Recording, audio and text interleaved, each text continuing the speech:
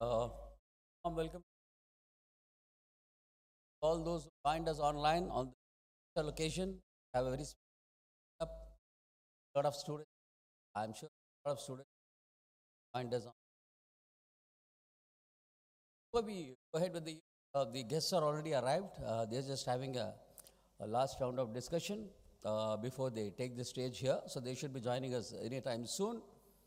But we start on time. So let me briefly go over some of the events that are coming up in the next few days, just in case you have missed out in your mailbox.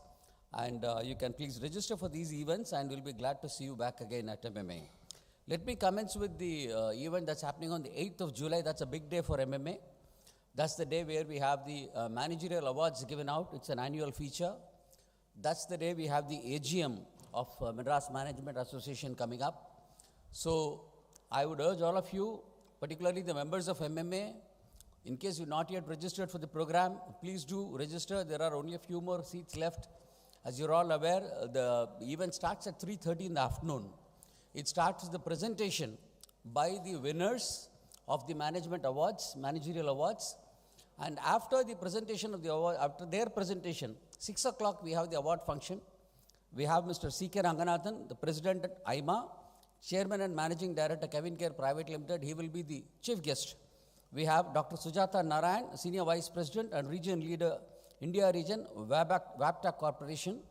And we have Mr. Adrian Hack, who is the Director, India Office at Conrad Adnan Stifton, flying in from Delhi. So we have these guests that day. They will be giving away the awards. Followed by the awards, we have the annual general body meeting. And followed by the meeting, we have the Grand Gala dinner, for which MMA is well known. So please don't miss any of these events. I would urge all of you to come around 3:30, enjoy the presentation by the winners, then look through the award function. We are also having launch of a few important events that day. MMA's special event of the business mandate will be launched. MMA is coming up with a very, very functional app for the purpose of our members. The MMA app will be launched that day. MMA also is coming up with a renewed, revamped YouTube channel of MMA.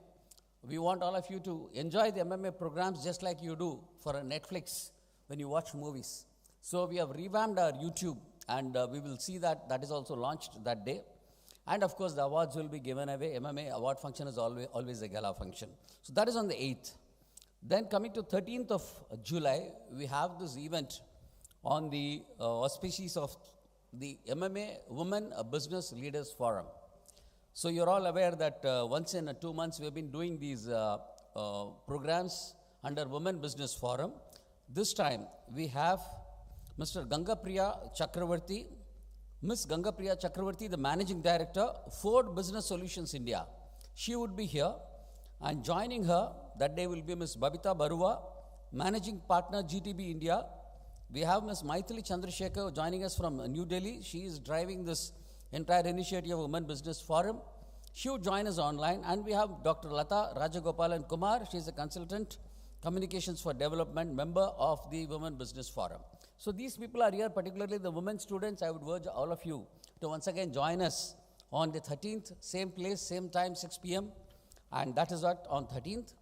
Then on the 15th, we have the next big show that's coming up, the most popular program of MMA, titled Read and Grow. As you're all aware, we take one book a month and we discuss the book threadbare.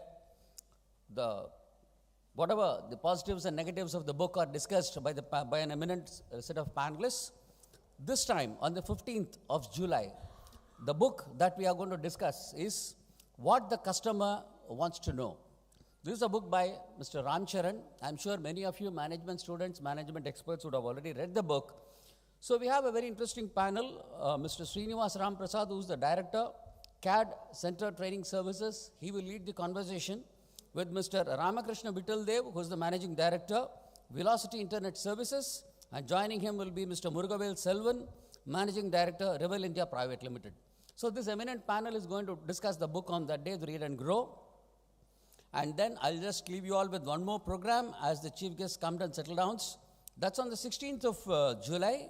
We have a seminar on development sector, organization for civil society organizations and social entrepreneurs, a complete day seminar on CSR activities and social entrepreneurship. This is from 9:30 a.m. to 4:30 p.m. Just in case any of you have missed it out, kindly register for the program. So I think with this introduction, may I request Group Captain Vijay Kumar to come and take the proceedings for this evening further. Sir. Thank you, Venkat. Once again, good evening, ladies and gentlemen, and good to have large number of viewers watching this program live. And as usual, if you have any questions, please, there's a number flashed on your screen. You can send it to them, and the distinguished speaker will be answering to all your questions. And coming to today's event, this is a very, very unique event for us, which is topical, which is discussed in all the forums, including most of the newspapers, and which is concerning the students. That's why we got quite a number of students from, not only from the colleges, we got from the schools, we got school principals, school management people, so that they are the people who should be looking at this, and that is creating a world-class higher education system in India, which is very, very important. And there's now none other than Mr. Ramani. KV Ramani is the founder Chancellor of Sai University. Nobody could be better than him to speak on this. And some of our members had the privilege of listening to him. We had an event on NASCAM. He's one of the co-founders of NASCAM and one of the brilliant corporate leaders. And come back to the education thing, I think it will education thing. To chair the session, we have Mr. Shankar, who is Access Investment Private Limited. And also we have our Vice President, Senior Vice President, Mr. Mali Mahalingam. He will be joining us to deliver the formal welcome address. May I request Mr. Shankar and our distinguished speaker, Mr. Ramani and Mali, to please come onto the stage and take your place, sir. Ladies and gentlemen, big round of applause to our distinguished dignitaries for this evening.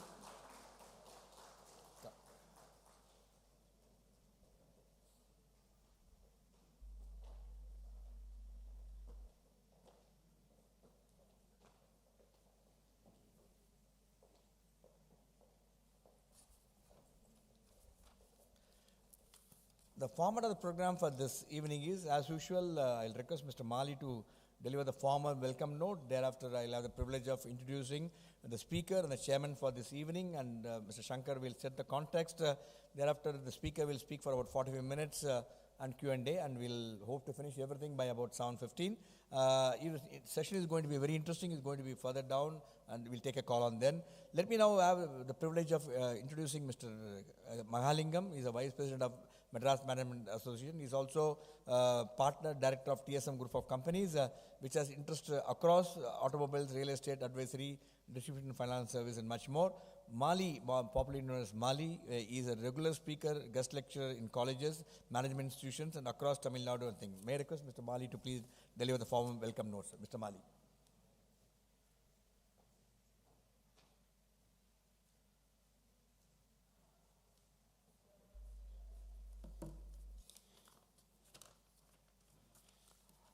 Good evening, everyone. A very, very warm welcome on an unusually cool and wet July evening. It's a very special evening for us here at MMA. We are hosting the next edition of Leader Speak series with the support of Conrad and Ernst Tung. The speaker for today is Mr. KV Ramani, founder and Chancellor Sai University. He's going to talk to us on creating a world-class higher education system in India. Chairing the session today is my very proud to call Shankar, my friend, and founder CAMS and director Access Investments. Firstly, I would like to welcome all of you assembled here, all members of MMA across Tamil Nadu and Pondicherry, past presidents, committee members, and all viewers who are viewing this program online. MMA, as all of you might be aware, I would like to state again, is the leading management association in the country with more than 8,000 members. It has won the Best Management Association in India award for the last 12 years. Thanks to the dynamic leadership of Mr. Vijay Kumar and his team. So dynamic that through the pandemic, when people were not able to come out, we reached people digitally across the world, not just in India and Tamil Nadu and Chennai. And the pandemic stopped and Mr. Vijay Kumar started again opening chapters all across Tamil Nadu.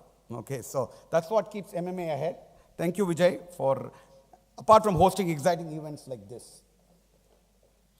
The topic for the day, creating a world-class higher education system in India, is both important and contextual for many reasons. India is among the fastest, I think it's the fastest growing economy in the world today, with a rapidly growing young population. While India has had educational institutions of repute and produced brilliant minds, given today's environment, I think there's a great need to create world-class educational institutions, which are contemporary.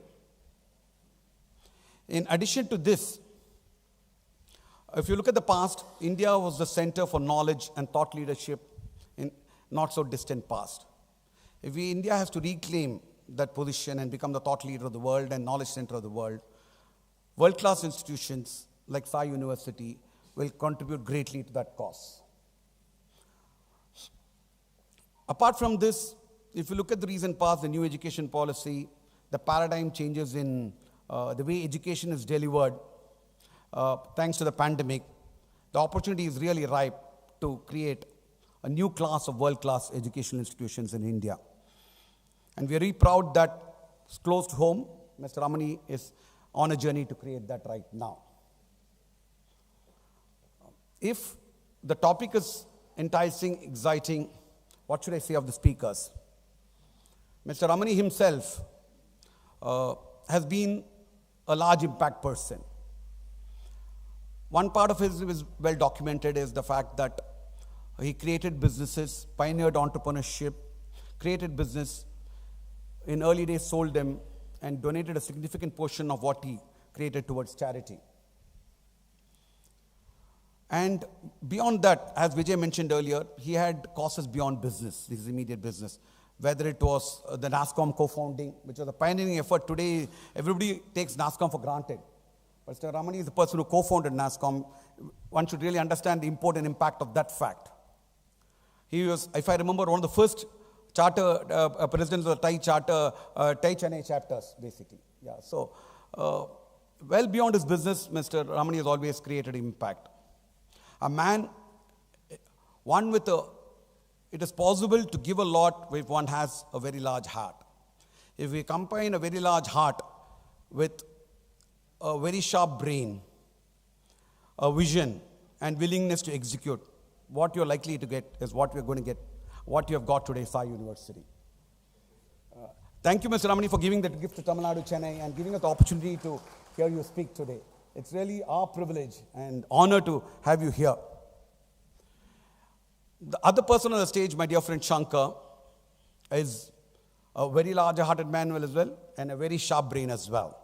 And he has his heart very close to education, and in his own way creating a huge impact on education through his initiatives.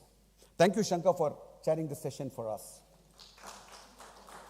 So what do we have? Two very large hearts and two very sharp brains on stage.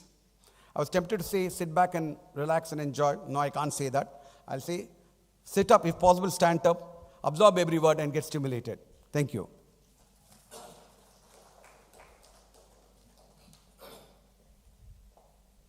Thank you, Mr. Mali. Mr. Mali has briefly introduced both the speakers, but it's my privilege and also my duty to formally introduce both the speakers. Before I introduce the speakers, may I request Mr. Shankar to formally welcome Mr. Ramani to the MMA with a floral bouquet, sir. Please. Now we welcome you on board MMA with a formal bouquet, sir. We look forward to having a lot of interaction.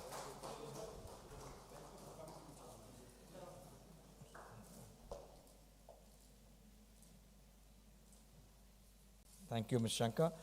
Let me have the privilege of introducing Mr. K.V. Ramani. He's the founder, Chancellor of Sai University, and is one of the pioneers who led the efforts to bring India's information technology sector to global prominence. He is a co-founder, as Mr. Mali mentioned, National Association for Software and Services Company, NASSCOM, and assisted with growth, IT sector in India. And he also served as the chairman 97 to 98 and was a member of the executive council for 10 years in a row that really transformed the NASSCOM during his period. He is a founder award of NASCOM, the Silver Jubilee. He has been conferred this, which is rarely conferred on many people who are closely connected with NASCOM. He has been a charter president of TAI, Chennai chapter. Additionally, he has also worked for departments of electronics as member of the working group of information technology and as a chairman of the study team on software development exports. And he is also honored by Honorable Prime Minister of India, Sri Narendra Modi, for creating a brand of New India as a co-founder of NASCOM.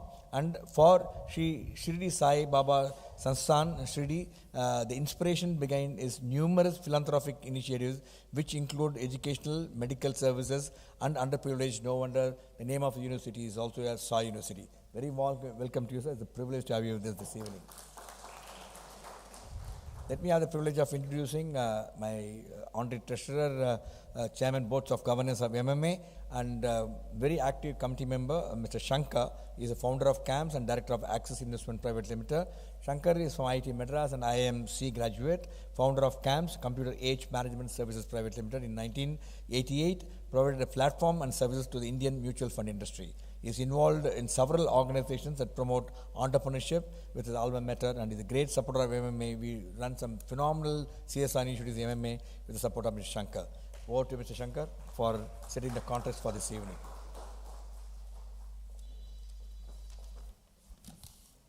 Mr. Ramani, welcome again.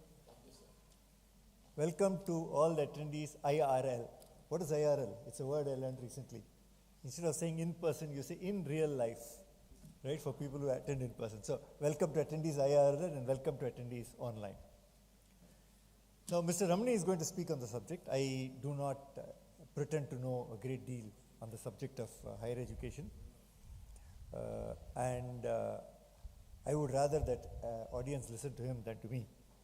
But I am involved with both my alma maters, and therefore I do attend discussions where the subject of higher education is debated upon. So I have this outside-in knowledge of the space and what is happening and so on.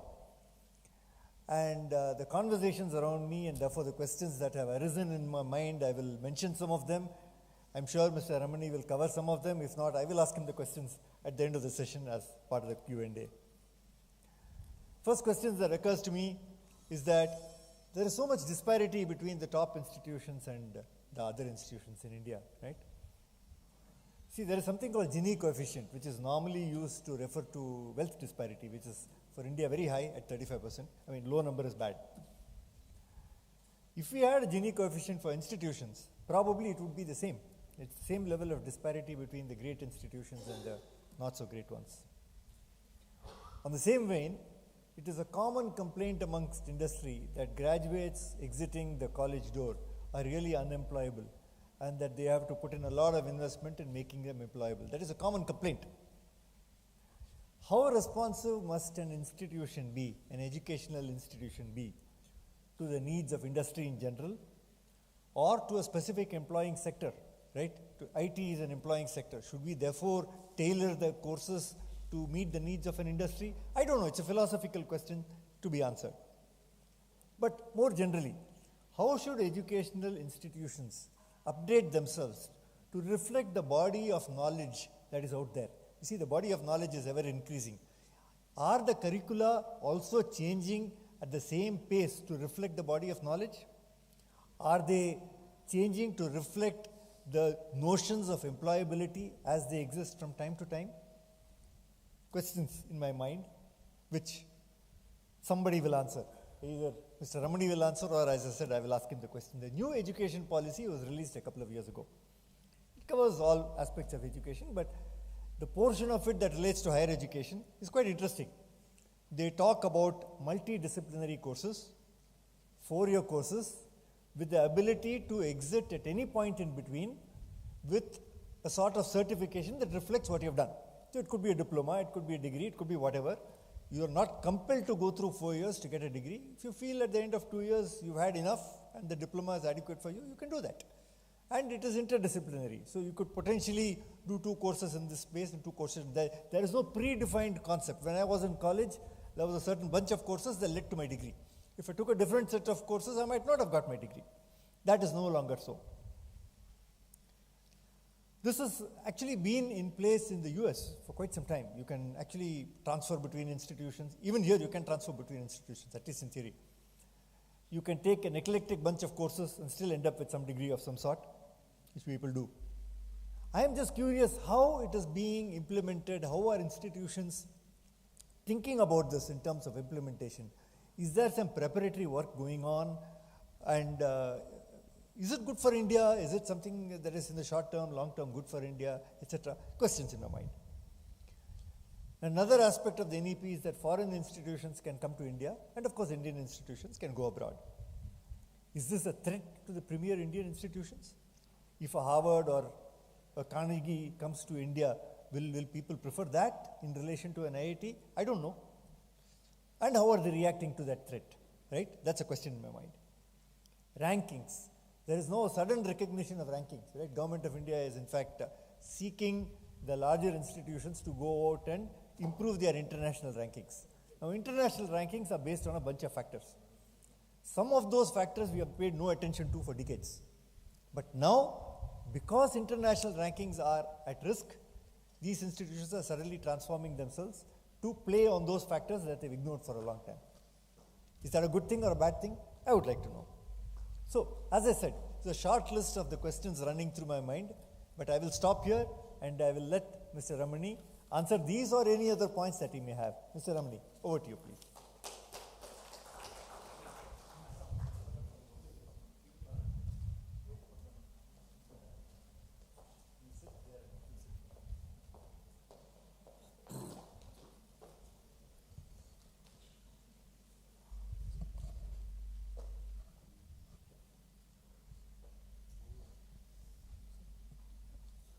Good evening, everyone. It's a great pleasure to be here in MMA, one of the best management association within India. And I hear about the activities they're doing. It is, what would you say, the younger generation would say, awesome. The amount of activities MMA is doing is much more than any corporate body would do, any other professional association would do. I've seen in NASCOM we've done many events, many programs, regional chapters, national chapters, international chapters, so on. But what I hear of MMA is doing even more because they're going beyond the audience, which is the industry association body. They're going to professional body and they're going to student body, which are the future members, the future citizens of this country, to make this country a globally eminent one. So thank you for giving us this opportunity, and my special thanks to Mr. Shankar for this very generous and kind introduction, and again a special thanks to Mr. Mahalingam and Mr. Vijay Kumar for inviting me over, and of course thanks to all of you for being here today and sparing your time, and I hope I can say a few words which makes it worthwhile for you to listen to today's evening talk. So first I'm going to give a qualifier. Since we have many eminent academicians in the audience, and I'm sure there are many academicians sitting here in the chair and also online, I first want to tell you that I'm not an academician. There are many veterans in this area who've been there for 30, 40 years in education space, and higher education space particularly, and they're perhaps more qualified to talk about higher education than I am. But fortunately or unfortunately, I've been given the topic to talk about higher education. I can only assure you that while all our eminent people, academicians and academic administrators have had long experience from inside, and they know the system, its strengths and weaknesses from inside, what's called an inside-out view. They're probably not at liberty to speak freely because of the constraints of the institutions within which they operate system. Many of them know the existing strengths and weaknesses of Indian higher education, but they operate within a boundary. And that boundary is also very well defined in academic world, and that boundary is a little more transparent in corporate world. So many people may not be able to say what they feel like. But I'm fortunate to say that I'm perhaps qualified to talk on higher education because of my most recent experience for the past 4 years as a founder Chancellor of Sai University. I have an outside view of the industry, higher education sector. So when you look at something from outside, you get a different view than when you look at something from inside. When you see from inside, you're also constrained by the pressures under which you operate, the limitations of the system, and the individual's personal views are often not as well articulated. But when you are an outsider, you can talk about the system far more easily than those who are actually living it every day. My experience the last 4 years as a founder Chancellor of Sai University, an international university in India that we are trying to establish in Chennai, has given me a lot of insights into the higher education system, its strengths and weaknesses, the problems, perhaps the solutions. It would be too premature for me to talk about a solution to a huge sector, but I'm going to take a few minutes to talk about it. And I would like an interactive session. Feel free to ask questions while I'm talking.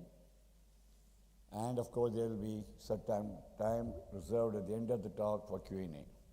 But it doesn't mean that you need to wait till the end. If you say that what I'm talking doesn't make sense, or you want to point me in the right direction, feel free to interrupt me during the talk. So with that qualifier, I'm going to begin. My talk is going to be centered on, since I'm talking a management association, I'm going to look at the higher education sector as a management problem. And I believe in talking extempore because I believe then you can talk heart to heart instead of reading from a prepared text. So when you look at the higher education,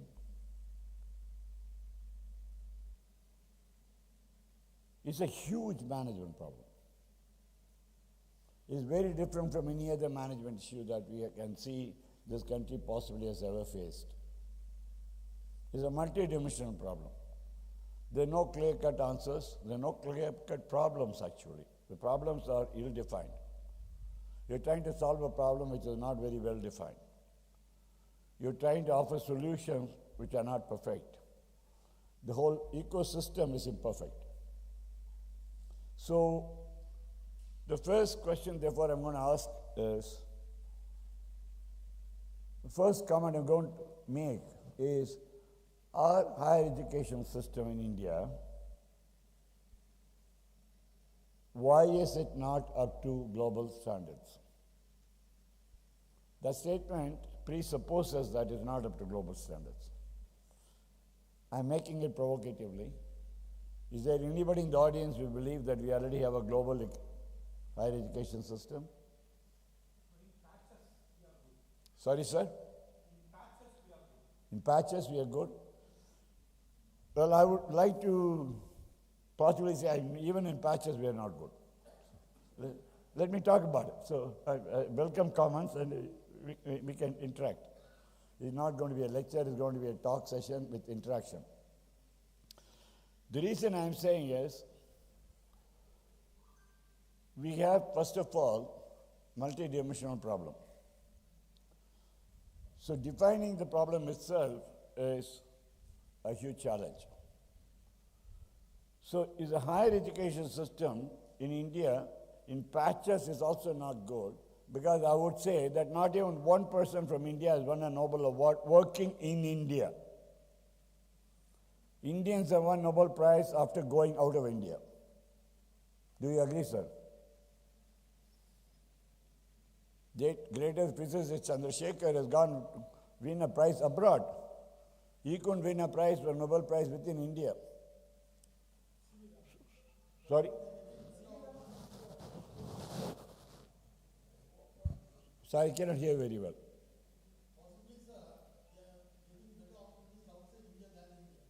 Yeah, so the key question is,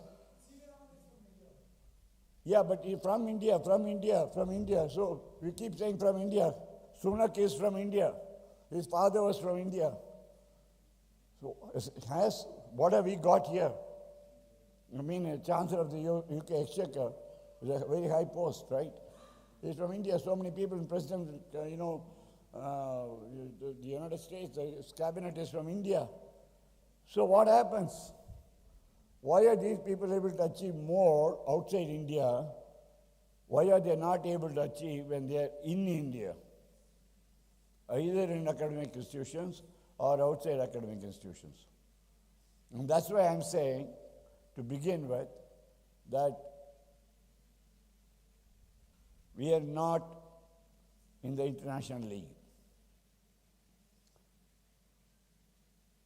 What is so special about education? We have done it in IT sector, I'm proud to say. I started my IT company in 1985. We used to go to US for marketing software from India. We often have clients telling us, where is software in India? We only heard of cows and saints on the road of India. Where is software? We never heard of software in India. And one person asked me, one client, have you come to buy software or sell software? I'm confused. Because India is not supposed to offer any great software. But from that stage in early or mid-80s to now, 35 years later, India is acknowledged a technology leader worldwide. Even if you are starting a software company in San Jose in California, if you go to private investors for raising capital, they ask you, what is the India connection? Are you going to run your own branch? Are you going to run a partner? Are you going to run a dedicated facility? Are you going to outsource a contract? If you haven't thought of it, tie up that India connection and then come and then only we'll give you money. It's a precondition to have an India partnership. So this 180-degree turn has happened by an industry from zero to $150 billion in exports. 150. In early 80s, Indian IT industry was born in 83, Shankar. Indian software export was zero. And today it's $150 billion. And our Honorable Prime Minister has told us that in the next 3 to 4 years, he wants us to increase it to $300 billion. It's a huge challenge, but we're going to try. I'm the Chairman's Emeritus Council of NASCOM. We are working on long-term strategy plans to make it happen. But what I'm trying to say, in 35 years, a transformation of a sector was possible from a zero to a global leader. It's not the only example. Healthcare is another example. Approximately same time, 32 years ago, if you had a problem with the heart, if you had the money, you went to US for a treatment. If you didn't have the money, you prayed to God. There was no other solution. There was no quality treatment in India. Now, Indian healthcare is also a global leader. We come to a point where there's a very large activity of medical tourism happening to India, because we have the same quality of doctors as the rest of the world, the developed world. We have the same equipment. We have better nursing care. Our nurses in India are better known for their kindness than any other part of India. And healthcare in India costs 1/4. If you're in the UK trying to get an appointment with the doctor, I don't know how many of you lived in the UK as part of the NHS health service. To get an appointment will take you minimum 10 to 15 days. In the meantime, something happens to you, you just have to pray. I'm taking get an appointment. And then if you have to get a scan or a treatment done, and then you have to get medication, we're talking about, weeks.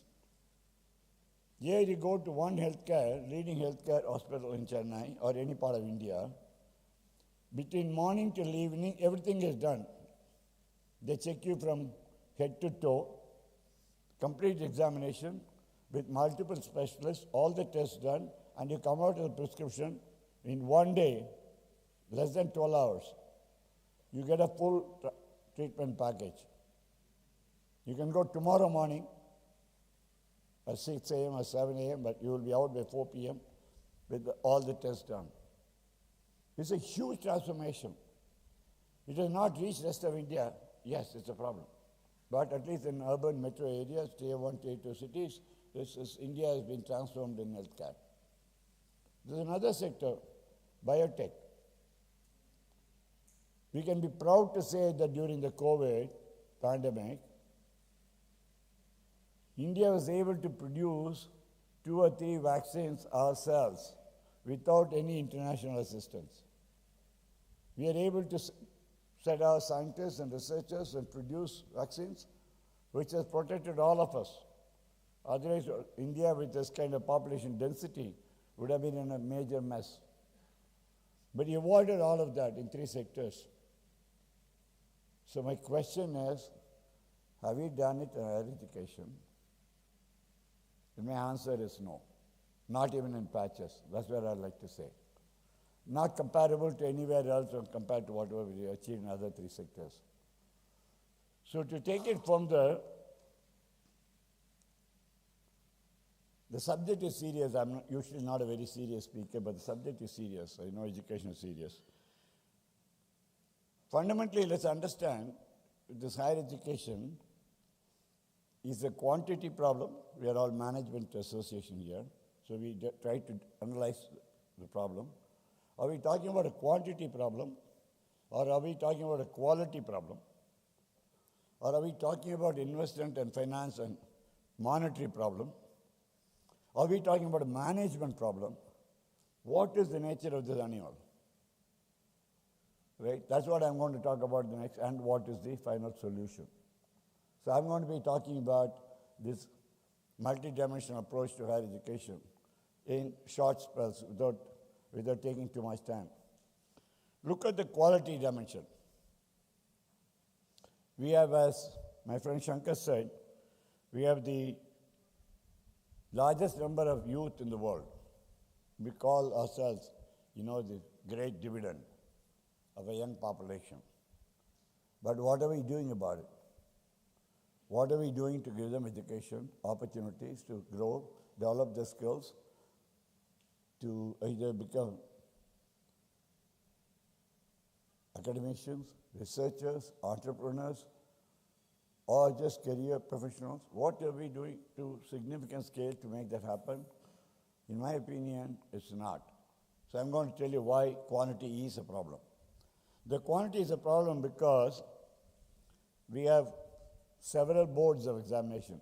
I'm taking this from the school level, so that before you go to higher education, we know what the raw material is. The raw material is the 12th standard, the school final. We have the CBSE system, we have the state board system, we have IB system, we have IGSE system, and a few others I don't know about. So we have multiple systems of schooling. So when they come into let's say, higher education, it's very difficult to evaluate which is better. There's some attempts now to introduce something called QUET to do a common entrance test. But we have to figure out how that pans out. Because for everything in India, we first oppose. It's our fashion to oppose, then gradually accept. We don't accept anything easily.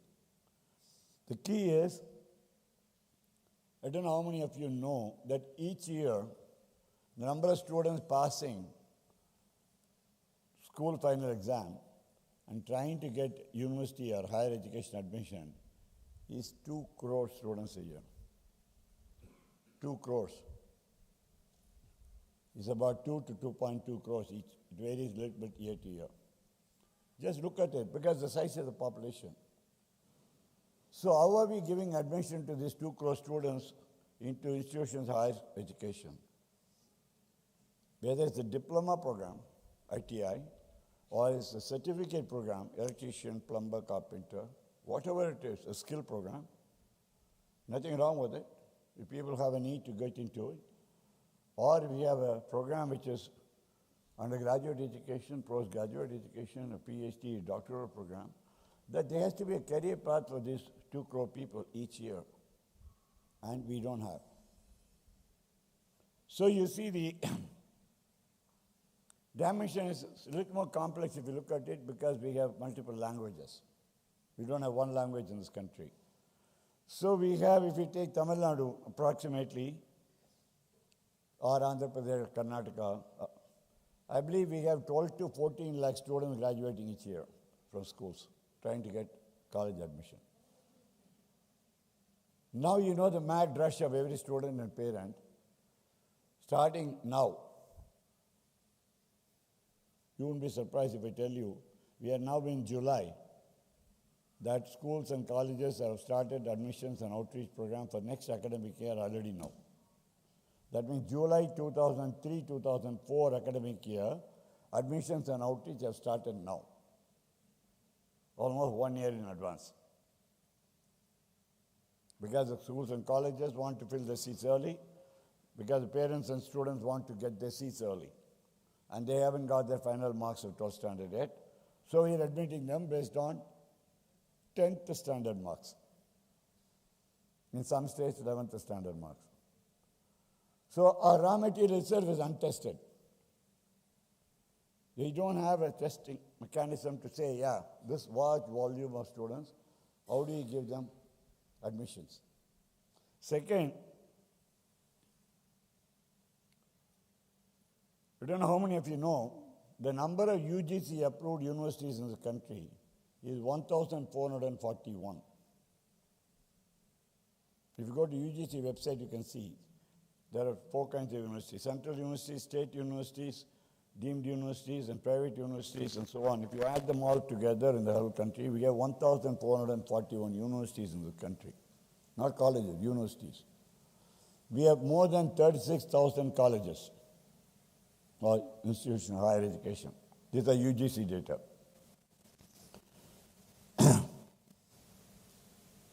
But all of these are not able to accommodate the 2 crore students who are trying to get admission into institution of higher education. Second, out of the 2 crore population which is trying to get higher education, rough numbers indicate, precise numbers are not available, rough numbers indicate that only 50% are actually going into higher education. 50% are dropping out for skill-based programs or some jobs, which, because they had to, family circumstances, they had to bring some income to the family, they had to put some food on the table. Irrespective of their scholastic achievement in school, they are forced to go and get some income and support the family. So half of them drop. Bad for them, their career is spoiled, but good for the Indian higher education system, because to that extent the pressure is less. If that entire 2 crore were to come into this higher education system, we will be having a huge mess, bigger mess than we have now. Second, out of these 1 crore students, there's a mad rush to get into universities or colleges. You know that. Every student or parent likes to say they have minimum 3 admissions. There are so many tests. CAT, MAT, RAT, WANT, whatever it's called. There's so many tests. And each student, when they're doing school final 12th, more than preparing for the 12th, they're preparing for these admission tests. And then they go into the final grade. The system is so bad, especially in some pockets of Tamil Nadu, Namakkal region. Let me give you an anecdote. That they get the highest percentage of passes in 12th standard consistently for the last several years. 100% in 12th standard CBSE board. 100% last several years. So if you look at it, it seems like a miracle that a place, Namakkal, which of course a lot of entrepreneurship people, Namakkal. But what is so special about that is not there in the bigger metros all over the country or the tier 2 cities. Then someone went and did an analysis and found, because 12th standard marks are so critical for higher education admission, the Namakkal schools were so innovative that after 10th standard, during 11th standard, they didn't teach 11th standard subject at all. You can see it's a serious matter. We can laugh, but it's a serious matter. Instead, they taught 12th standard, because there is no 11th standard exam, they taught the entire 12th standard syllabus in 11th standard. They finished their commitment in 11th. And the entire 12th standard was kept for revision exercise for the whole year. Model exam and revision exercise for the whole year. So at the end of it, the students of 12th standard of Namakkal came out on top with 100%. But they missed out on the 11th standard syllabus completely. So somebody represented this to government, and Tamil Nadu is perhaps one of the few states where we have 11th standard board exam to prevent this problem. So students are forced to study 11th standard before they go to 12th standard, and then they study 12th standard. But this problem is not there in the rest of the country. I'm sure they have a similar problem, but they have not solved. We have been, let's say, fortunate to be in a progressive state, I can say. So what happens, it has now become a quality problem. I don't know if you understand. What started out as a quantity problem, now it's turned to be a quality problem. Why is it a quality problem? Because the students who get admission into the top universities or colleges have to have high cutoff of scores, in excess of 90-95%, and high cutoff of marks on some admission tests or the other. So suddenly now what has happened is we make marks as the most important determinant factor for higher education. Not the talent of the student, not the desire of the student, what subject the student wants to pursue, not based on the infrastructure of faculty of the institution providing the academic experience, but it's all based on the marks, cut-off marks. And there are some leading institutions in the country, we are proud to say, they announced publicly that our cut-off for this year is 100%. God damn it, if the student is getting 100%, then they don't need the teacher. They learn by themselves. They can do open schooling, except we don't have open college education. We soon have under the new education policy. But the key is, if the student is getting 98%, 100%, this academic exercise of going to an institution for higher studies is futile. The student by themselves will be able to study and get good grades, will pursue subjects of their own choice. So where is the contribution from the institution and the faculty? The challenge, with all due respect to eminent Vice Chancellor and professors sitting here, the challenge to a teacher is taking an unpolished stone and converting it to a diamond. It's taking an average student and making the best of the student come out. That is the most satisfying part of this noble profession called teaching. A teacher is really taking a raw material and converting it into shining stars. So we're really not giving them that opportunity, because the system is filtering out all of those people and say, you're not fit enough for higher education because you're below 90%. So what happens? Our boys and girls, from 10th standard, they start writing JEE, advanced JEE, I want to get IIT. Or if they don't get it, they have to go to tier 2 institutions, so they write some other test. Or if they don't have it, if they have rich parents, or parents who are willing to borrow money and send their children abroad, they write SAT, and go abroad for undergraduate education.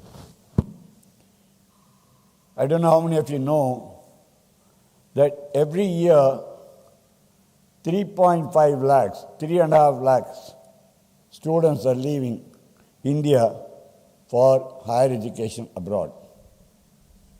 Mostly for UG now. 3.5 lakh students.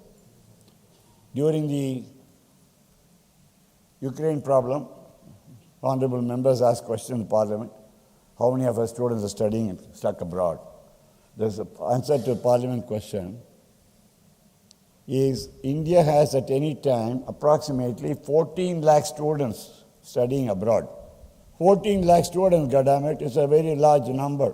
It may be small by Indian population, but 14 lakh students of Indian origin are studying elsewhere in the world. And look at the economic side of it. Each of the student is paying approximately 25 lakhs per year for tuition and 5 lakhs per year for housing expenses, 30 lakhs. For a 4-year program, they're spending 1.2 crores, 1 to 1.2 crores, depending on the city and the university. So we are talking about 14 lakh students spending a crore rupees each year for the duration of the program. And that's rolling population. So you can take the 14 lakh as the data available. Because if 3.5 lakh have come out this year, another 3.5 lakh is joining. So in other words, India is sending large number of students abroad, financing education abroad, because these students believe they don't have the institutions of their choice here, or they cannot get to institutions of their choice here. Just to shock you a little bit more, according to a recent press report, Business Standard, 25th of September last year, by the year 2024, that's 2 years from now, Indians will be spending $80 billion annually on international education. 80. $80 billion. Just imagine, that's half of what the foreign exchange, the entire IT industry is earning. You're spending it to foreign universities. Now it's become a finance problem. Why is this country sending roughly, right now it's not 80 billion, roughly it's about 50 billion now. In another 2 years it will be 80 billion.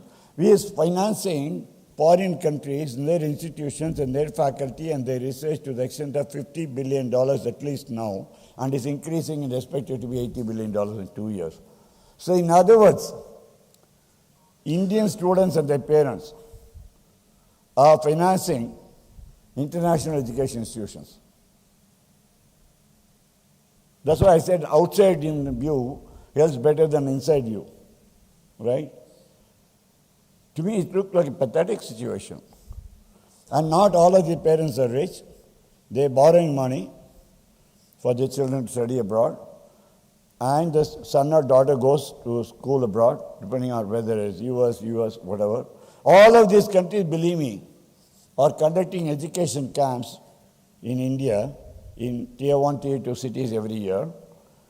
They were till recently conducting education camps in the cities, but now they started running education camp in schools. Last month I had an occasion to visit a leading school in OMR, and I found that 10 international universities from US, UK and Australia have their counters to say spot admission. Come in now, put in your name, number, we can give you admission now. And from now, filling up the form to bringing you into the university is their responsibility. The university representative, it's not an agent, it's the university representative coming from abroad, putting up a counter. They're going to the school, catching them when they're in their 11th standard, and giving them admission so that when they finish 12th, they can come to Australia or New Zealand or UK or USA. So we are effectively financing the higher education sector internationally from Indian parents. Now this student, after 4 years, gets his undergrad degree. He's not satisfied, naturally. They want to do a PG specialization, 2 more years. Yeah, they do postgraduate, which is very good. Then what happens? Because by the time they already have debt to the extent of 1.5 crores to 1.8 crores. So the parents told the student, why don't you, work for a few years, we can repay the loan and then you come back. And all of these foreign governments are encouraging the students to stay back in their country. They give you various visas, internship visas, work visas, temporary visas for students and all of the kind.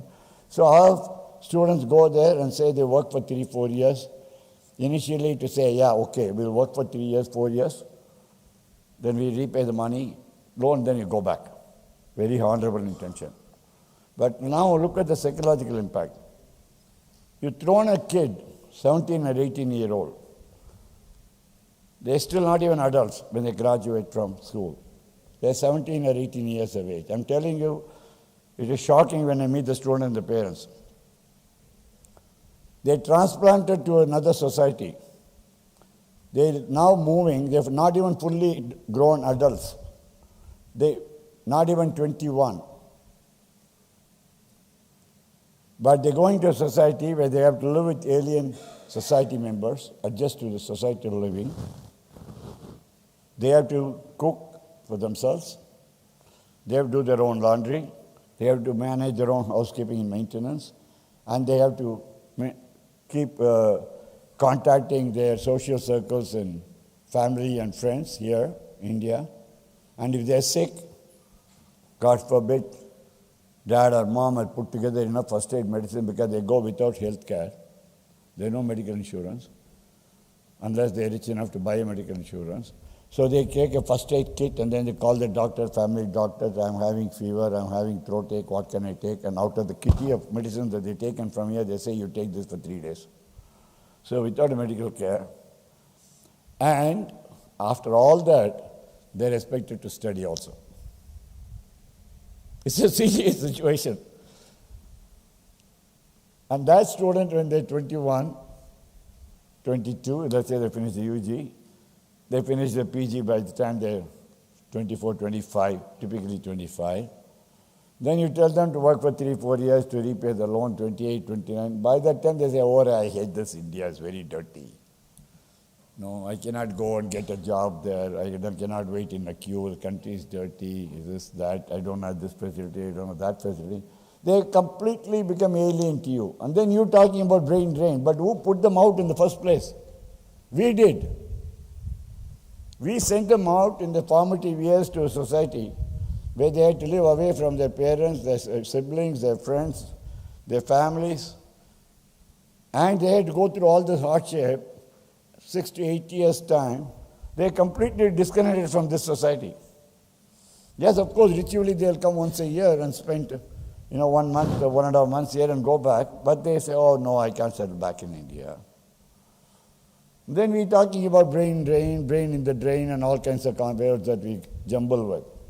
But the fundamental issue is we fail to provide that opportunity for these students here to study, to give admission, institutions of learning of the same quality that they will get, enough number of seats to solve the quantity problem, to solve the quality problem, to solve the money problem. Lastly is a management problem. Why am I saying it's a management problem?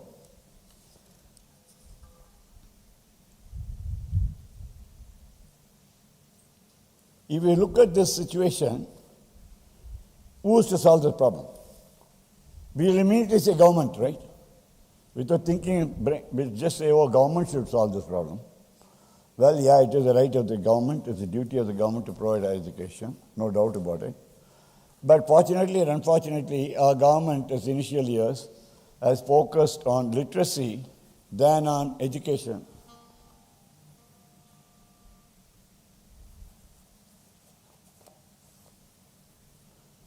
Literacy is very essential. But literacy alone is not enough. Yes, we had to get away from the Macaulay system of education during the British, which was producing clerks for the British government. We had to get to a system where we're going to produce scientists, engineers, doctors, researchers, teachers, politicians, whatever else, of all ourselves. So we had to create institutions, and we have not really created an institution framework to the extent that's required for the population and the quantity and the quality problem that I'm describing. Then we had education as a state subject initially. Then education became concurrent subject. Now education has become central subject, or becoming a central subject. I'm not a politician, I don't belong to any party. Again, I look outside in.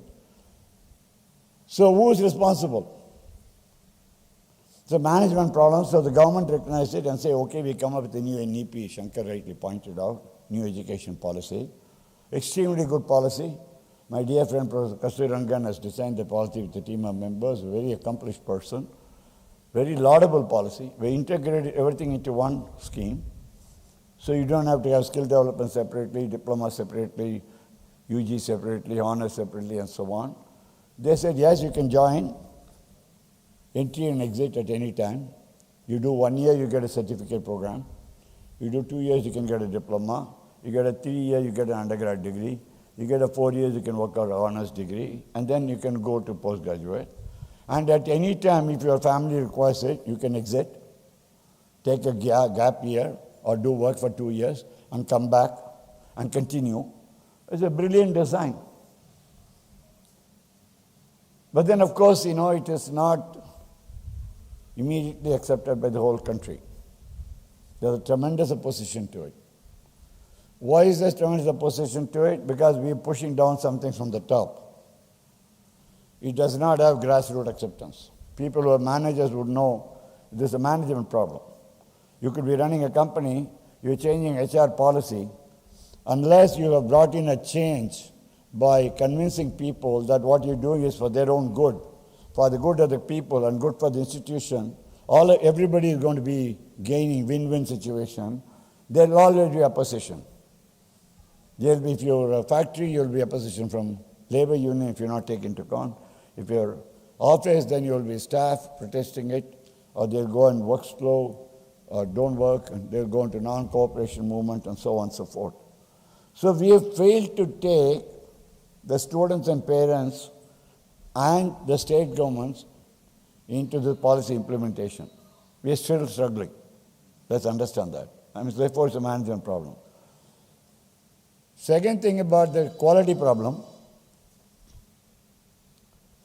government has recognized that we need to have national level quality certification, and UGC has worked NAC and NIRF ranking. Very, very good schemes, excellent programs. But by the time you implement the system, you need to have minimum 5 years data before you can get accredited. Therefore, that creating a data for 4 to 5 years and showing it is a challenge, because many of our institutions have not documented. They might have been around for many years, but they have not created the systems to collect the data and present it to NAC and NIRF ranking. So that's a huge challenge of implementing new quality system without having the data, without the implementation practices. In my view, it's a management problem. Lastly, with all of these challenges, higher education has become a huge enterprise. So when you have a quantity problem, you have a quality problem, you have a finance problem, you have a money problem, you obviously see entrepreneurs coming in and say, oh, what can I make a quick buck in this scenario? Unfortunately, this is true. Under Indian laws, an educational system, education institution, by definition has to be non-profit. It cannot be for profit under India. You cannot start a college or a school or a university or whatever for profit. Not allowed. It has to be non-profit. It has to be run by a society or a trust or a non-profit company. That can be the parent, and then your institution runs below that. But we have very smart entrepreneurs in this country, brilliant minds, creative geniuses, who have always found a way of beating the system. Any law somebody in Delhi makes or Chennai makes, one person. There are a few thousand sitting and figuring out how to break it. You can never win that battle. Let's take a challenge of Income Tax Act. If one section is introduced in Income Tax Act, there are a few thousand chartered accountants all over the country and lawyers who are trying to say, where can I find a loophole in the system and break it? The same way in higher education, private enterprise has stepped in and found ways to make humongous amount of money from higher education. This is a fact. And many of them are family-run businesses. I'm using the word very carefully because I'm not mentioning any names. Many of them are named after the founder's family. And many of them have found ways in which they can take away money from this non-profit education institution and they become wealthy. We have very glaring examples even in our state. So finally what has happened, when you convert something into education, now you converted the problem solving to throwing money at it. So the parents say, okay, I need a seat, I don't have 98%, my son or daughter has not got it, so what do I do? Okay, I go for capitation, under the table, above the table, whatever, and I pay certain fees, I do this, I do that, get some addition, call some politician to help me, some leading person to recommend, and then get admission. All kinds of things happen. To an extent, the system is deteriorating. It is a combination of failure of quantity, quality, financial infrastructure, and management. In summary, I believe this is what is wrong with higher education system. There's a huge management problem. If you see that $80 billion are going abroad for 14 lakh students, you can imagine what the size of the enterprise in India for 1 crore people. What the turnover of this industry? Nobody knows. Because they're non-profit, they don't have to declare, their profits are not shown, there's no profit to show, there's no tax. There's a whole tax-free economy running in higher education sector, and there's huge amount of money being made, not only by institutions of higher learning, but also institutions who provide training to join these institutions, training institutes, certification institutes, diploma institutes, all kinds of schemes are mushrooming of these thousands of the institutes. I'll just give you one example. There's a report by Team Lease, which is a very large hiring company in India, that currently India has a shortage of approximately 1 lakh vacancies exist today for data scientists. You know what's the data science? It's an improved, modern, adapted technology from what we used to call as statistics earlier, but with a lot of new development, it's become a new discipline called data science. And in data science, there are 1 lakh jobs according to Team Lease. They're willing to say that if the guy is qualified data science, we can find 1 lakh job today. And this is growing at a speed of 60% a year. Shortage for data scientists is growing at the rate of 60% a year. Just imagine. That's one sector. So how has our higher education system adapted to it? Most of these leading institutions of higher education have added a data science course to something else. I offer BA with data science, BSc with data science, something else with data science. Does it make sense or not doesn't matter. The discipline is forgotten. Father of data science in India was Professor Moral Nobis, who founded Indian Statistical Institute in Calcutta. It was one of his recent milestone event was a week or 10 days ago. We have forgotten all of that. Indian Statistical Institute is not even adapted to data science. We are living in some pockets, not of excellence, pockets of isolation. So, what should we do?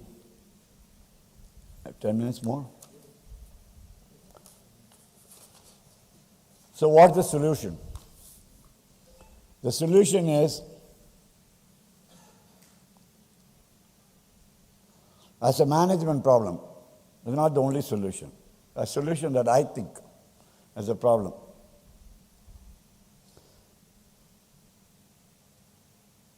Is if we see the Times ranking,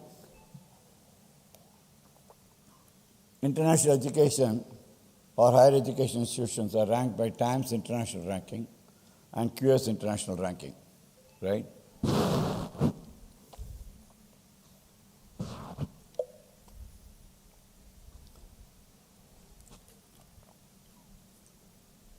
In the 75th year of our great republic,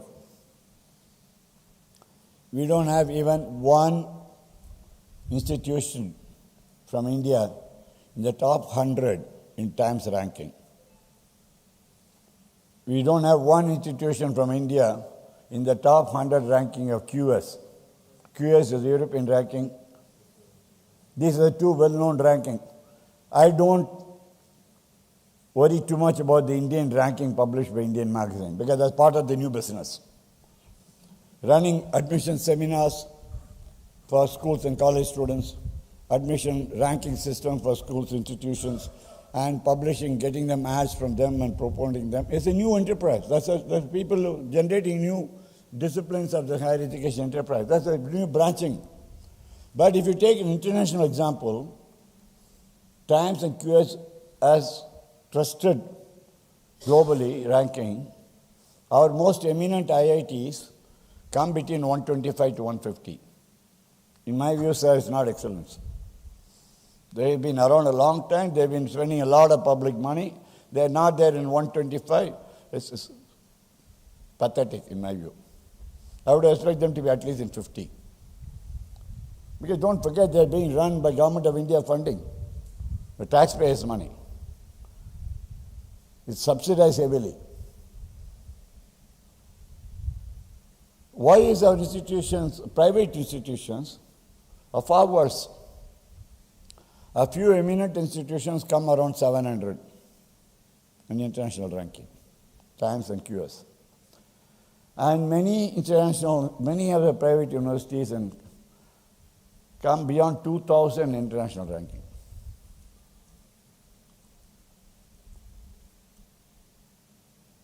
I obviously think that's wrong, right?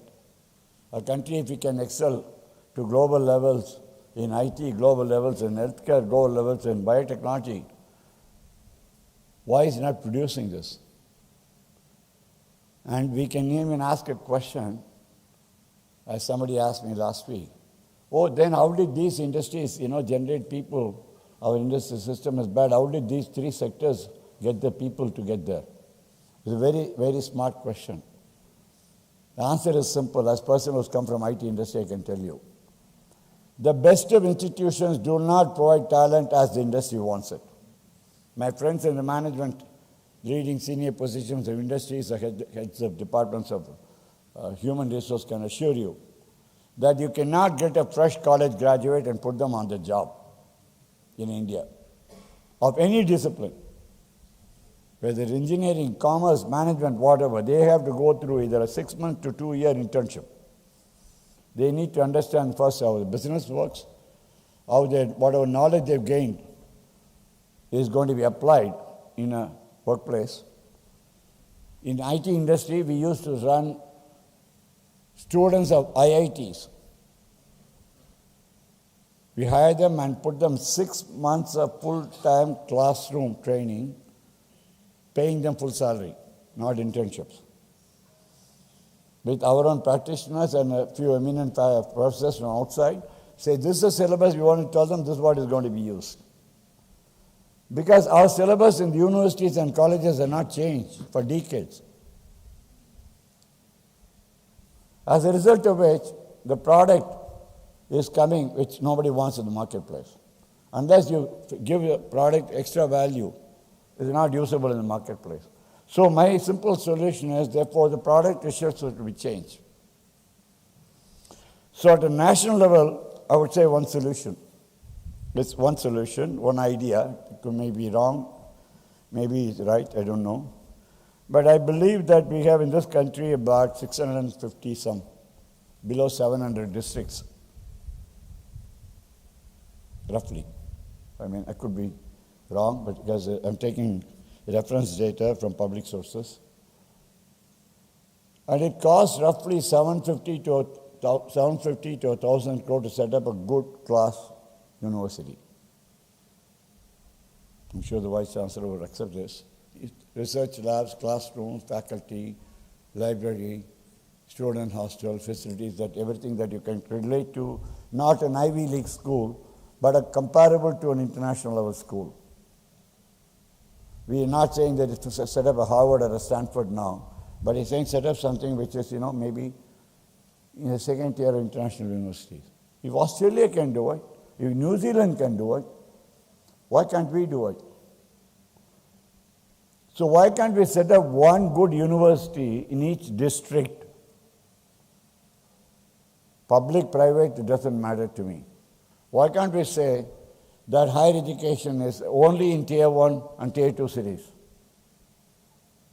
Today, higher education is only in Tier 1, Tier 2 cities. So why don't we take 650 plus districts and say that each district headquarters will have one great university, 750 to 1,000 crores. You don't have to spend all that money in 1 year. You can spend that money in about 4 years because it does take time to create the infrastructure. Then you would see the students. And I would go to the extent of saying, in each district, there should be one world-class university and a world-class hospital. They're connected together. Because if you're running a university, you would also have Department of Health Sciences, which requires you to run a minimum of 300-bed hospital. So why don't we run a 300-bed hospital of international standard in each district headquarters? See the societal transformation that will happen. The student will aspire to join that university. They can be closer to home. They spend less money. They don't borrow crore rupees. And they can be getting good education in their district. Tiny nations like Denmark do it. Denmark population is 7 million.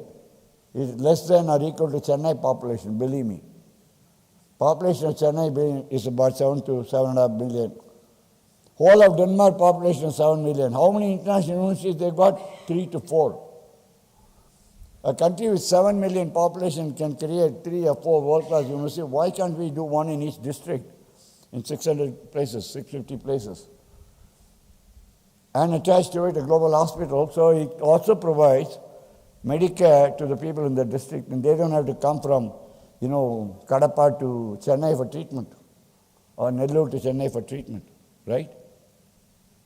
And that transformation will happen in academics and healthcare, both simultaneously.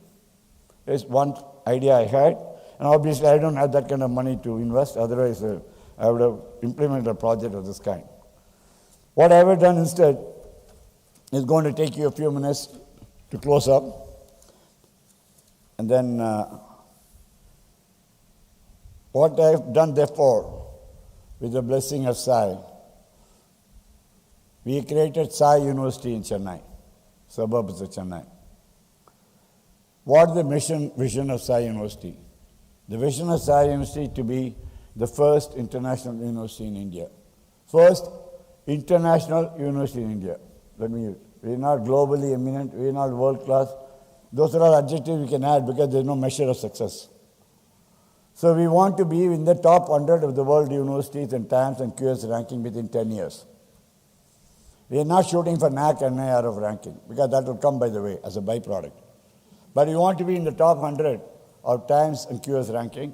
And when you get there, you would have met all the qualifying criteria because the top 100 ranking by Times and QS is given not only by faculty, by infrastructure, lab, research, papers published, students kind of graduating, international recognitions, whole lot of things go into that ranking.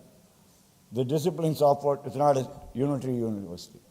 And if you have all of them, that's what we want to establish in Sai University. In Weimar, a place called Payyanur, is about 8 kilometers before Mahabalipuram. We've already bought 100 plus acres of land. We are a state-private university, recognized by UGC. Second, Sai University will be offering liberal education across arts, science, technology, and law for present. We are already doing 4. And next year, most probably, we'll be adding a business school with a BBA, BCom, and MBA. And following year, we'll be starting a 300-bed hospital.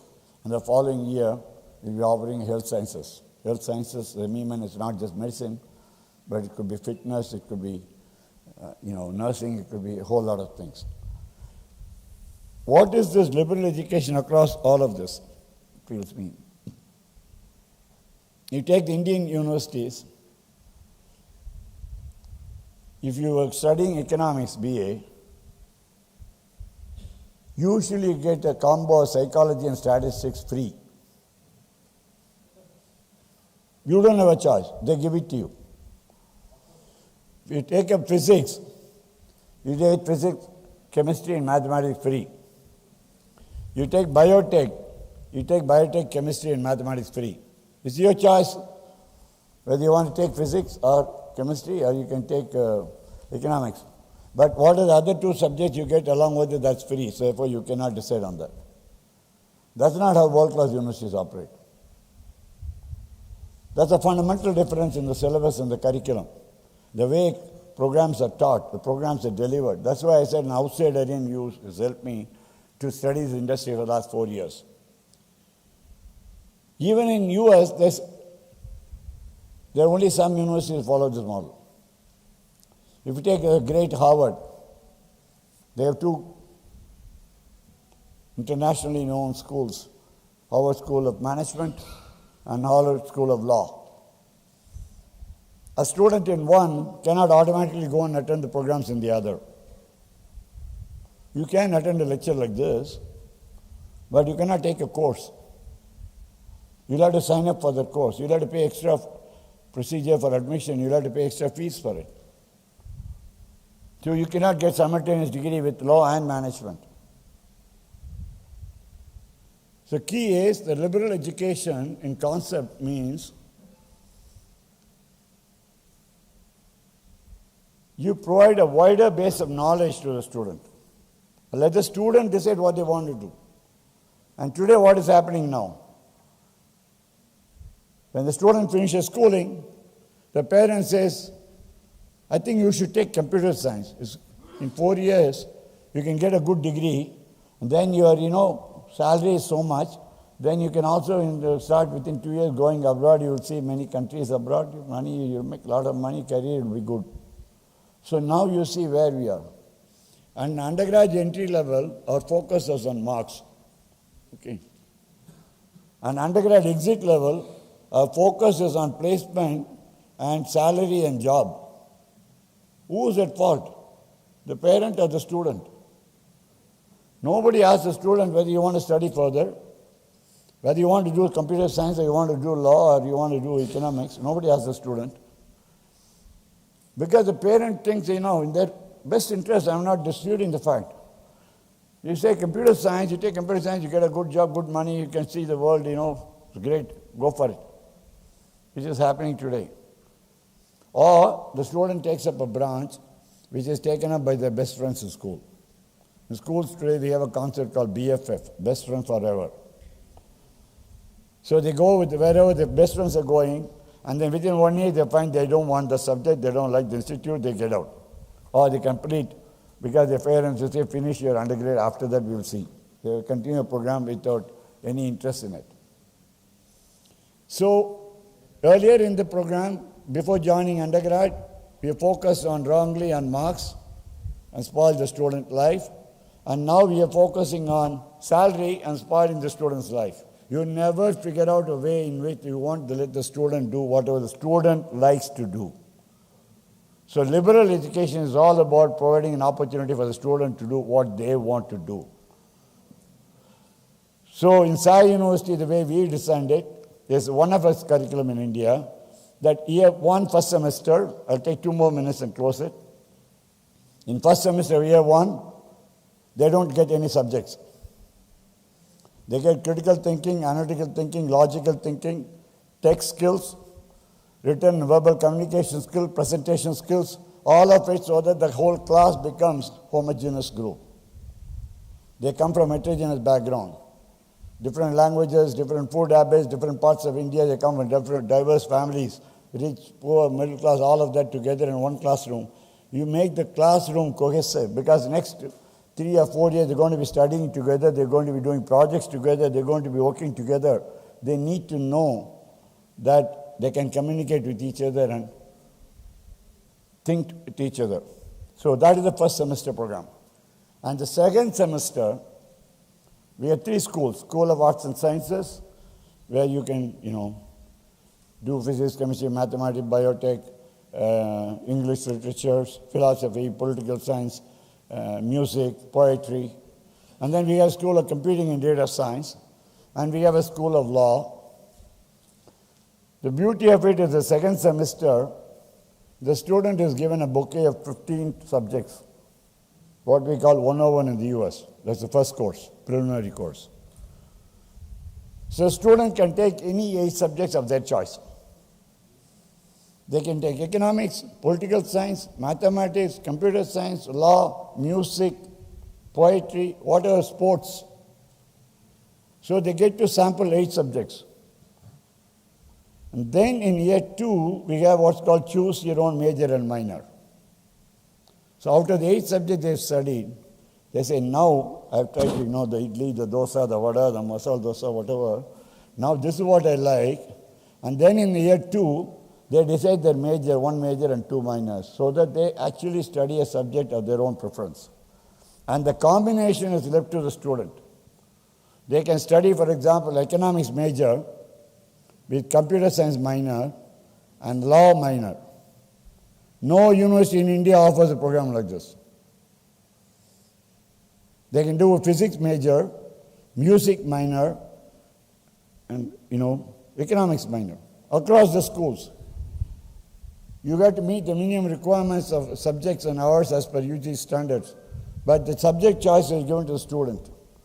And the significant change, I'm going to give you 2 examples and wind down to say, is this feasible? Among students, there's some very bright kids. Being first year of admission last year, most parents and students interviewed us. Normally after some years, then we interview the students, but in the first few years, the parents and students are interviewing us. So one top girl student, 98% in CBSE, said, sir, are you offering biotech, computer science, and law? Think carefully, biotech, computer science, and law. We said, yes, miss, we are off the program, but you have to decide in second year. You can do the first year and then take a decision. The student said, no. You confirm to me now, I'll join now, because it's not offered by any other university in India. He said, yes, we confirm to you that you can study biotech, computer science, and law in second year, and you can study these subjects in the second semester, 101 prelim course, and you can actually do biotech major with computer science and law minor in the second year. The student has joined. Then I asked the student, why did you make this choice? Brilliant student. Such a crystal clear thought process. This girl tells me, sir, I want to pursue a career in bioinformatics. So I want to understand biotech, and when I do my further masters and research, I'll have a lot of data manipulation to do. Therefore, I want to understand computer science and data science. And therefore, after that, I'm going to do research and I'm going to do innovation in biotech. And I want to understand law to patent innovation, then make money from it. This is a 17, 18-year-old girl, believe me. And this is liberal thinking. And we are stifling it by saying, no, girl, instead of this, you go and do computer science, and after that, for 4 years, you can do the coding in C or C++ or Java, and then you can make money. What are we killing? The enthusiasm of the student. We don't even know 5 years to know whether computer science will be valid or it will be written by all, robots who will be writing software. I'll give you a second example of student, a boy student. He had 95% plus. Same discussion, same interview. The student asked the question, said, do you offer computer science, music, and law? Nobody else is offering this course in India. We said yes, and same question pattern, and asked him, what is it you're going to do with computer science, music, and law? The student stunned me by saying, sir, after undergraduate degree, I don't want to study further. I want to start a company on digital music. So I want to understand computer science and music, to understand digital music, to be able to produce, how to produce digital music. And I want to run a company, so I want to study law, to be able to incorporate and run a company. And the student is studying at Sai University now. This is liberal education. So to be able to study a subject of your choice, whether economics, computer science, law, or biotech, whatever it is, and you study it in a way that motivates you to continue your education further in a career of your choice. Not because of your uncles and aunts and parents and friends are telling you, but you, because that's what you want to do. And year one, we don't have a choice. And second, because our Vice Chancellor is in Boston, otherwise I would have brought him here today, Professor Jamshid Barucha, 40 years in US, is a veteran academician with a PhD from Harvard in cognitive neuroscience. He has worked with 4 leading universities in the US, Dartmouth, Tufts, Harvard, Stanford.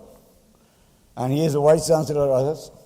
Our Dean of our law school is the first batch of NLS Bangalore, Professor Reena Patel, and then she went to UK, studied at Warwick, master's and PhD, taught there for 20 years, and now she is the Dean of the law school, building an international law school in Sai University. The reason I'm saying is that to bring a curriculum of this nature, we also need to bring in faculty of this nature. So we are getting 30% of our faculty from international faculty, 30%. And remaining 70%, also we are hiring from Indian faculty who have an international degree or international teaching experience, international research experience, international work experience, so that they can add to the international flavor of the university. And our Vice Chancellor introduced a new concept called cognitive learning. Cognitive learning is what is not lectured to you like I'm talking now. Cognitive learning is to teach the way the brain learns. And being a cognitive neuroscientist himself, he's designed an entire curriculum which is based on cognitive learning principles. So even the teaching methodology is international and different. And last but not the least, the students at any time in their program can attend, in addition to their major or minor, they can audit courses in other programs without additional fees. And in closing, I'm going to come up with an anecdote that last year, the first batch, because of COVID, we got a small cohort of 57 students. And this year, admissions are picking up, and we'll be having a few hundred students there. And this year, we are better known. And the student body, they're doing the social media and sending it to message to their friends, and they know about us better than us. The first week of an undergrad induction program, student which is 17 or 18-year-old, first to talk to them was by Professor Sherman on international relations from Kennedy School of Management at Harvard. A second talk to them, they not only talked, they taught the whole year, full year. These faculty don't even teach undergrad students in their own universities. They teach only PG and research, PhD students. But in Sai University, they're teaching UG students. Second one was by Professor Mitchell, chairman of Computer Science Department at Stanford, one of the world's best universities.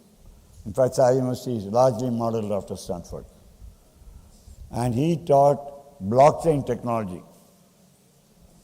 And during the class, he made a few of his students from Stanford sit in the class, in the same Zoom class, as students of Sai University, and had them interact in the same Zoom call as if it's one university, virtual university. One was Sai University, another was Stanford University. Faculty was the same, Professor Mitchell. Subject was blockchain. We have video recordings which all our students watch it. And third talk was by Professor Douglas Kirk, Chancellor of UC Berkeley, University of California, Berkeley. He's talking about the evolution of modern science. First one, international relations. Second one, blockchain. Third one was modern science. And fourth, but not the last, I'm giving you a few examples by Ms. Grazila Peratti, who talked about humanities and sciences. This is liberal education. A student who was coming from 12th standard who not decided what to do, after the program, they're changing their mind during the course. The proof of the pudding is a student who joined BTech Computer Science because the parents told her to join Computer Science. In the second year, she switched to BA Humanities, Arts and Sciences. Because there's no parent pressure now. She's here, she's given a request. I've attended these classes. I think my preference is towards a BA than a computer science. And I'll give one last anecdote. As the first year, we had also, first year syllabus, we had robotics class. We have a few programmable robots in the office, the university campus, and the students are using them to play with and learn with Python programming, and the robots are actually made to work. And then at the end of the year, the professor gave them a competition to say which one is better. 8 teams participated, each team consisting of 3 or 4 members. And the team which won the robotic competition was not the computer science team, but it's the arts and science team. So what I want to tell you is that if you let the students open their mind, free their knowledge, do what they want to do, give them the opportunities in this country, build the institutions of eminence in this country, then we can talk about higher education of India being at global levels. But you cannot do it without changing the foundations of whatever quantity, quality, management, and finance and other business-related issues relating to education. I do sincerely hope that Sai University would set an example for others to follow, the existing universities to follow, so that they can adapt to an international model of learning. And then we will have no quality problem in higher education. Thank you for the opportunity.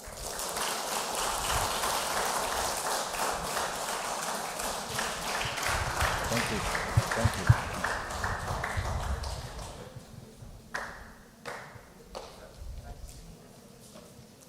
As I would have expected from a person of his distinction, that's it.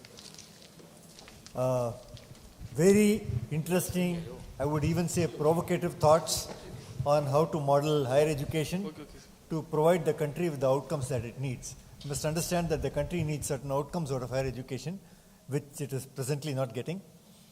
And as I said, provocative thoughts, but I hope since there are educationists here and listening online, some of it at least will be taken on board, and we look forward to a more responsive, more, I suppose, economy responsive higher education system in times to come. I could speak longer, but we have already exceeded our time. So with these words, I want to thank Mr. Ramani. Thank you, sir. Thank you. Very, very interesting talk. Thank you, sir. Now I request Shankar Mali to please present a memento on behalf of MMA. Vice Chancellor Dr. MG University can also join us while presenting the awards. So please join us on stage.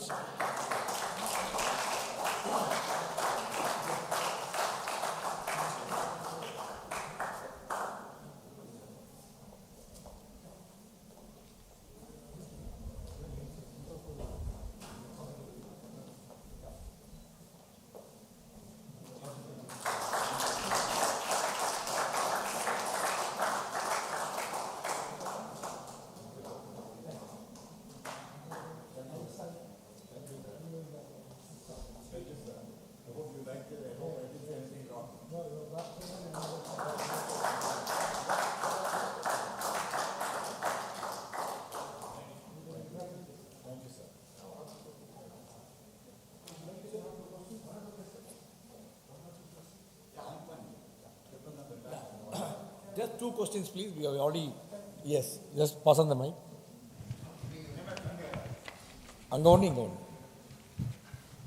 Just 2 questions, please. I'm sorry I've overtaken the time allotted to me, but in the interest of time, if anyone asking a question, I'd like to be brief and I'd like to be brief in answers. Yeah, I'm Paul Dayanude. I'm a professor in a college. I would like to tell you one thing. When you compare the quality of education of higher standards in US compared to what is there in India, I would say India higher education is far better. To give you a very simple example, I am a person who is in data science. I am one of my friend I worked in Kuwait. His son completed his MS software in Washington, but he has not seen an NLP lab there. Whereas an MSc data science student from Bishop College, Trichy, he has got a NLP lab in his college. So that is my last remark on the comparison of quality of education in US and India. Shankar, it's more of a comment. Would you like to respond? Sir, it's your entire review. I'm not going to dispute it, but I will just ask you a question in return. How many students are there in this course?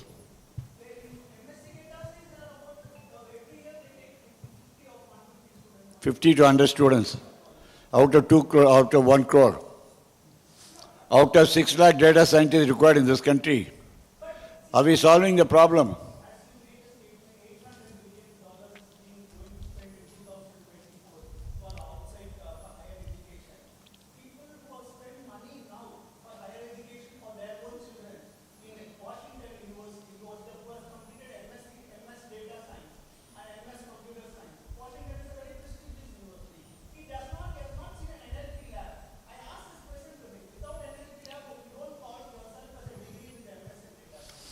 I think you are comparing one institution in India with one institute in the US.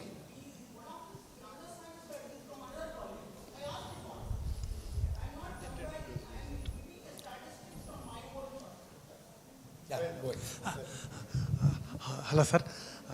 Our country, like India, size so much of population, so many intellectuals, particularly experts in IT. But still, number of Nobel laureates, Nobel Prize winners, very, very negligible. So, can I expect from Sai University in future, maybe in few years from now, one Nobel Prize winner from your university? And for that, I just wanted to add you said about critical thinking and logical thinking and the type of courses you are offering. Any chance how to improve mental sharpness among the students? Are you contemplating that type of course? These 2 questions, sir. First thing is, do you have a vision of producing a Nobel Prize winner within 2 or 3 years? Sai University, that's one thing. And second thing is, mental sharpness, to improve that. Do you have anything in your mind? The answer is very simple. As I said earlier, we believe the vision of a student, 17, 18-year-old, evolves. Very rarely do you find a girl or boy I mentioned to you about very clearly knowing about what career path they want to take. They change. And they change over the first few years. That's the way it should be. So once you expose them to a wider body of knowledge, their vision changes. Second, about learning, that's exactly what I was talking about, cognitive learning. Cognitive learning is the way the brain learns. In fact, one of our famous speakers in our university taking classes is the author of the left brain, right brain technology. As you know, there is modern science has figured out left and right brains act differently in human beings. One is structured, logical, analytical. Other one is more creative, free-flowing. So these 2 abilities in a 17-year-old brain are not formed fully. There's a book called Teen Brain. I strongly recommend those who are interested in the subject to read it. The subject of the book is teen brain, meaning the teenage brain. It clearly says the front lobe is not developed until the age of 21. If the front lobe is not developed, the left and right brain are not fully coordinating with each other. They are trying to explain the adolescent behavior using this left brain, right brain technology. So the key is How do you teach a student who's not, fully evolved in their, what do you call it, brain function capability? They're still evolving. You need to teach them at that level. Like you cannot take a LKG student and give differential calculus. You'll have to teach them first 1, 2, 3, ABCD. So you'll have to teach the student the way they want to learn, and their brain learns, and that is what is cognitive learning, what I talked about, sir. More about it, I can talk in person if you like. But the fundamental thing is that you should allow every student to learn the way they want learning. That is cognitive learning. Thank you, sir. Thank you.